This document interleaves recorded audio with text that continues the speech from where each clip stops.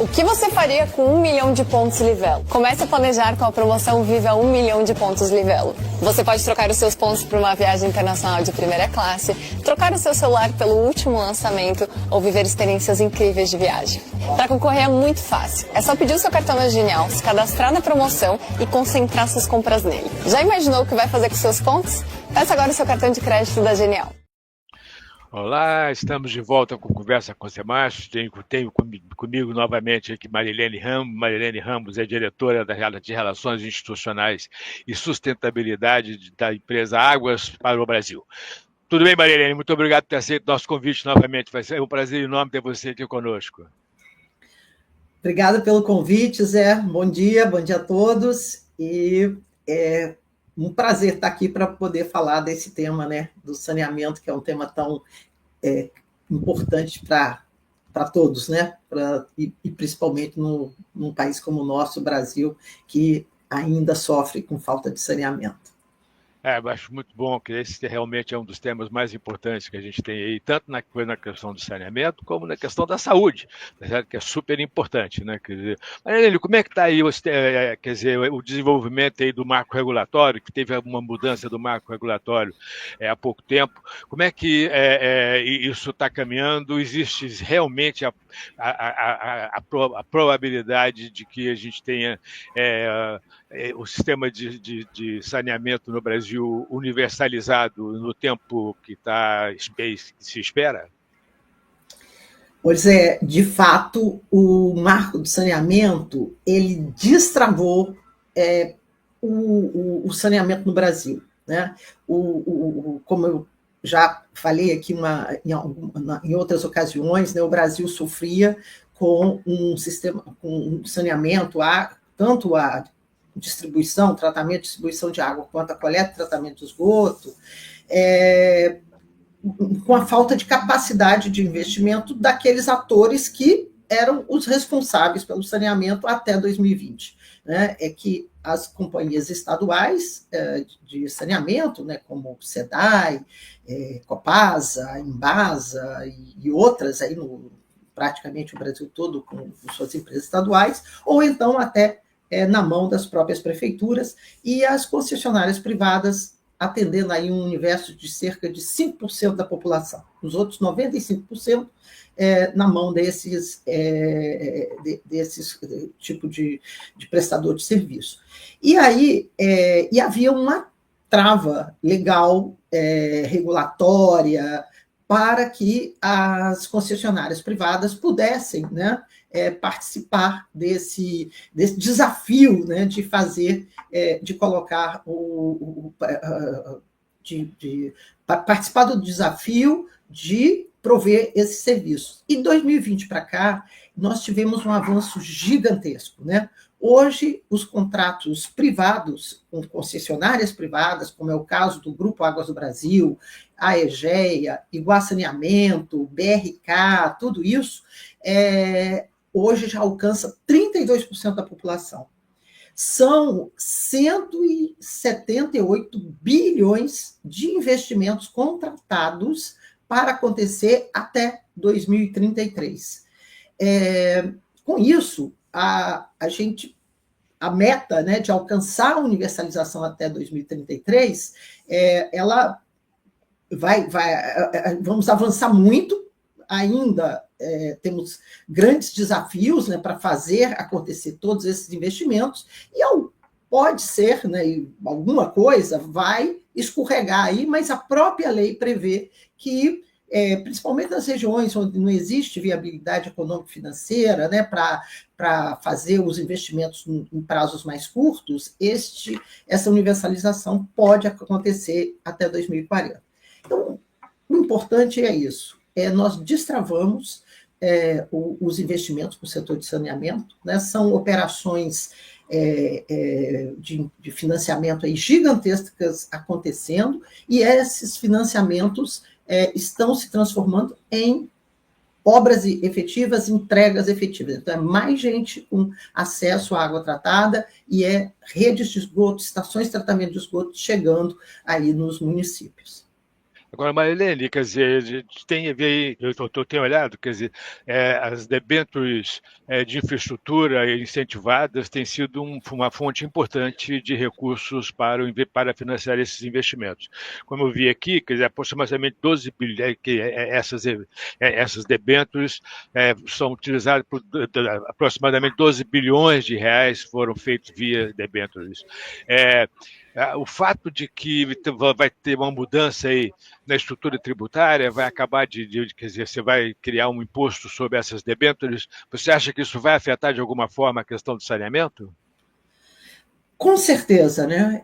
A gente não precisava desse desestímulo no momento que o saneamento está ganhando essa velocidade de investimentos, né, fazendo todas essas operações. As debêntures de infra é uma forma, né, do setor privado de trazer financiamento privado para o setor de saneamento a um custo mais baixo e que viabiliza, né, mais operações, viabiliza mais concessões, o maior número de concessões. Infelizmente, não houve, né, esse entendimento do que está trazendo aqui para o setor de saneamento, que é um setor, né, que ainda está carecendo de uma maturação maior, né, e trazer esse aumento de custo neste momento eu diria assim, péssimo para o setor, atirar contra a universalização. Da mesma forma, quer dizer, lá na reforma tributária, teve um aumento do imposto, quer dizer, o IVA, certo, vai ser em cima de saneamento. Agora, tudo isso, no final das contas, vai acabar refletindo no preço para o consumidor, não? Exatamente. E isso hoje já é um problema, né? Porque imagina que nós temos uma população com uma parcela elevada de pessoas que vão estar enquadradas na tarifa social, né? Uma tarifa mais baixa, adequada para a capacidade de pagamento da população de renda mais baixa, vivendo em situação de maior vulnerabilidade. São exatamente essas áreas, né, mais vulneráveis as que mais demandam investimento, porque é onde o serviço, seja de água e principalmente de esgoto, ele não chegou ainda, né? E no momento que a gente já tem o impacto da reforma tributária, onde o setor de saneamento não foi olhado como um setor estratégico que precisava, não era isentá-lo, mas não aumentar a carga tributária que o setor já carrega, né? A gente pagava algo em torno de 9% no total da tributação e vamos passar a pagar vamos chamar assim, tarifa cheia, né? Aí algo em torno de 27%, 28%. Então, isso já vai ter um impacto enorme. E em seguida, esse encarecimento, né, da forma de financiamento do setor. Então, chega a parecer, né, que o governo não está preocupado com o saneamento. Né, não acha que o saneamento seja uma prioridade, seja um setor que precisa ser cuidado, né, e estimulado para que a gente, de fato, alcance universalização.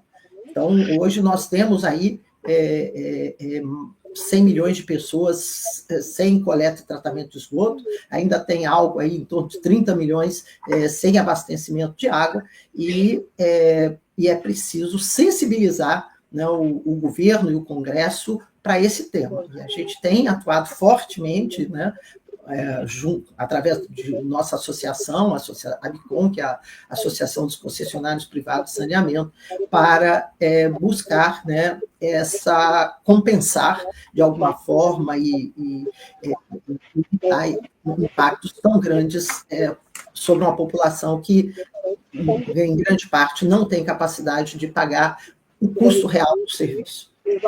Mas, quer dizer, por outro lado, alguém vai pagar, né? Quer dizer, significa que usou, quer dizer, as pessoas que não tiverem acesso à tarifa social vai provavelmente pagar para aquelas pessoas que vão usar a tarifa social, como é o caso da energia, né? Quer dizer, imagino que essa vai ser a estratégia aí que vai se seguir no marco regulatório do saneamento da mesma forma que a energia.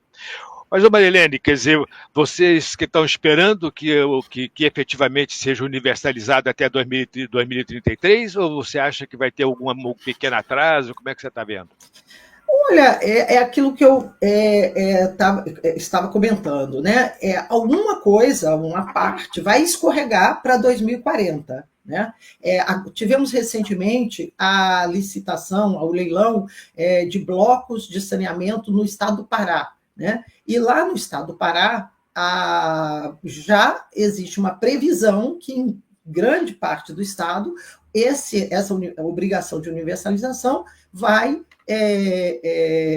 ser até 2040. Outros estados, e quanto mais perto, né, esses leilões acontecerem, o prazo até 2033 é menor. Né? Agora nós temos menos de 8 anos para isso. E é um desafio enorme, porque você imagina a quantidade de rede que tem que ser colocada, né? Rede de água, rede de esgoto, abrir rua, aí os problemas todos, né, que traz, né, a vida da população, construir estações de tratamento de água, construir estações de tratamento de esgoto, é um volume de obras, né, e há questões até ligadas a ter empresas, né, temos capazes de fazer essas obras todas, mão de obra qualificada para construir, para operar, equipamentos, né, tudo isso. Então, é desafiador. Mas, Zé, até 2020, quando nós tínhamos a maior parte do saneamento ou sem contrato, ou com os contratos de programa, né, que eram aqueles celebrados entre os municípios e as companhias estaduais, né, a maioria deles não tinha prazo, não tinha regulação, não tinha ninguém cobrando, fez o investimento, não fez, entregou, aumentou a cobertura, não aumentou. Agora não, agora nós vamos ter, né, crescentemente um cenário de contratações. Esta semana, a CESAM, a Companhia Estadual de Saneamento do Espírito Santo, fez um leilão só da parte de esgoto. Né? Só esse leilão ele vai atender 1,2 milhão de habitantes e são investimentos de 1,8 bi que vão acontecer. Então, há uma previsão aí que até final de 2025 a gente tem aí mais alguns leilões, como o caso de Rondônia, um último bloco do Pará que ainda vai acontecer, e outras PPPs que envolvem investimentos de 42 bi. E aquilo que eu digo sempre, quando você tem um concessionário privado que tem um contrato a cumprir, tem regulação em cima dele, ele buscou suas fontes de financiamento, né? Seja BNDES, Caixa Econômica, FGTS, são financiamentos ou debêntures, né, que estão ali com diversas cláusulas que, se não forem cumpridas, pode ser já até uma penalização ou um vencimento antecipado. Então, no momento que você tem esse nível de contratação, né, contratualização dessas relações, né, entre os concessionários e o poder concedente, o poder público, a coisa muda de figura, né, e acontece.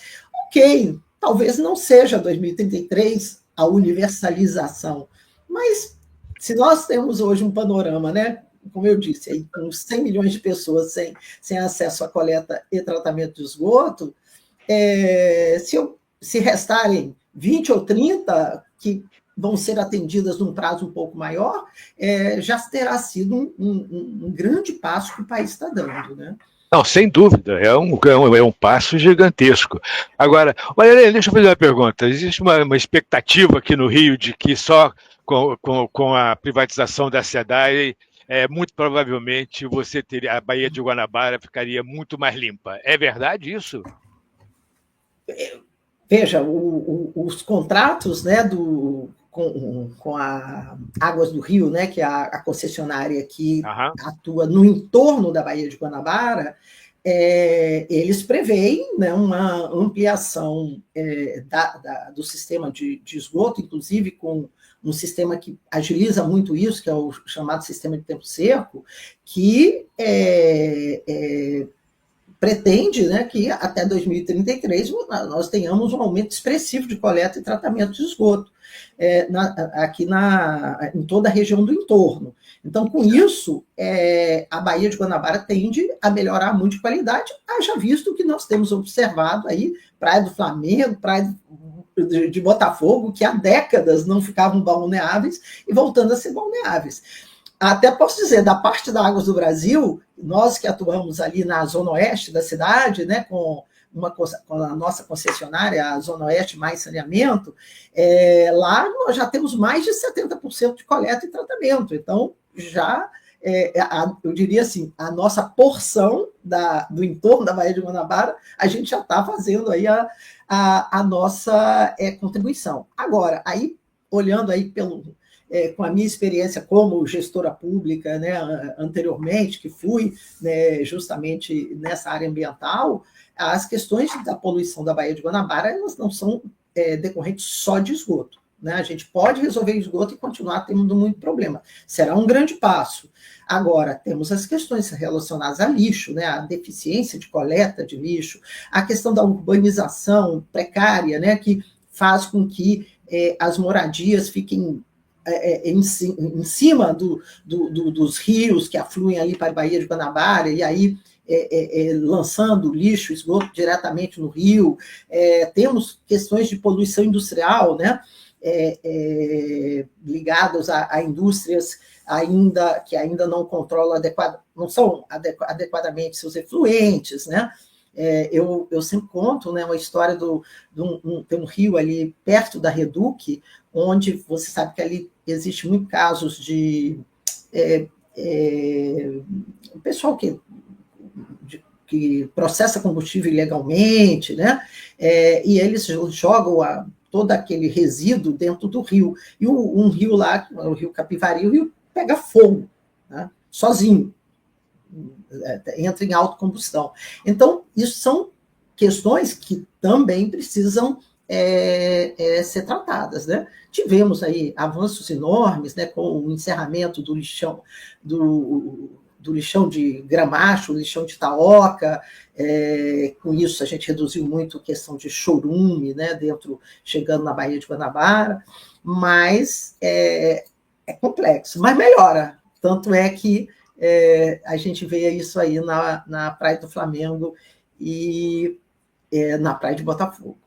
Não, uma coisa que me preocupa, eu tenho dito isso sistematicamente, quer dizer, na verdade, no Rio de Janeiro, o programa que mais deve diminuir a desigualdade na sociedade carioca é exatamente a limpeza das baías e das lagoas lá na zona oeste da cidade, tá certo? Acho que isso realmente faz uma diferença monumental para o bem-estar das famílias aí na Bahia. Então, acho que por isso que eu estou perguntando, eu acho que esse é um ponto importante. Tá certo? Zé, deixa eu só fazer um comentário com você, porque aí a gente falando de desafios, né? A gente falou desses mais gerais, reforma tributária, agora o impacto sobre as debêntures, mas a gente também tem as ameaças locais. Infelizmente, tanto a Câmara de Vereadores aqui quanto a Assembleia Legislativa parecem não entender, né, que o serviço de saneamento, né, as concessões, elas têm que ter equilíbrio econômico-financeiro. Né? Se não tiver, não vai acontecer, os investimentos não vão acontecer. Então, eles saem com leis completamente estapafúrdias, que não contrariando, né, inclusive a lei federal, o próprio marco do saneamento. Agora, há poucos dias, a Câmara de Vereadores, por exemplo, aprovou uma lei em que ele autoriza, né, que qualquer residência, qualquer comércio, indústria, o que for, ele pode usar água de qualquer sistema, né, de qualquer fonte alternativa. Então, se ele quiser, em vez de se ligar à rede pública, quiser comprar carro-pipa, por exemplo, ele pode. Isso fere de morte, né, a dois problemas. O equilíbrio econômico-financeiro das concessões, né, as concessionárias pagaram outorgas elevadíssimas para terem esse serviço, né, em regime de exclusividade, e depois atenta contra a saúde pública, porque essas fontes alternativas, sejam poços, caminhões-pipa ou qualquer outra, elas não têm controle da qualidade daquela água, né? A gente sabe que a primeira coisa para reduzir mortalidade infantil, reduzir doenças de veiculação hídrica, tudo isso, é o acesso à água tratada da rede pública, né? Que é onde você vai ter garantia, uma água que todo dia, ela é totalmente controlada, são ensaios de qualidade feitos várias vezes por dia, laboratórios credenciados, tudo isso. E se aprova uma lei dessa, né? É absolutamente legal, né? O Marco do Saneamento determina que onde tem rede pública, seja de água ou de esgoto, existe uma conexão obrigatória e que a água para consumo e higiene humana tem que vir da rede pública, né? O uso de fontes alternativas só é permitido para outros usos, né? Usos industriais, lavagem, rega de jardim, piscina, lavagem de piso, coisa desse tipo, mas, infelizmente, os nossos legisladores parecem não ter entendido, né, qual é a importância de você garantir a sustentabilidade econômico-financeira dos contratos de concessão. Bom, essa é a única forma de funcionar, né? Porque se realmente não for assim, não vai ter, né? Quer dizer, vai deixar de existir. Marilene, muito obrigado por ter aceito o nosso convite, um prazer enorme. Você tem pelo menos boas notícias. Eu não tenho tido boas notícias aqui nessa conversa, tá certo? Mas nesse assunto, realmente, acho que estamos... Excelentes notícias, mas desafios gigantescos. Claro, não, vai ter sempre, mas, quer dizer, quando a coisa funciona, muito bom, né? Quer dizer, então acho que esse é um ponto importante. Muito obrigado por ter aceito o nosso convite, um prazer enorme, Marilene. Foi um prazer, Zé. Até a próxima. Até a próxima, um abraço.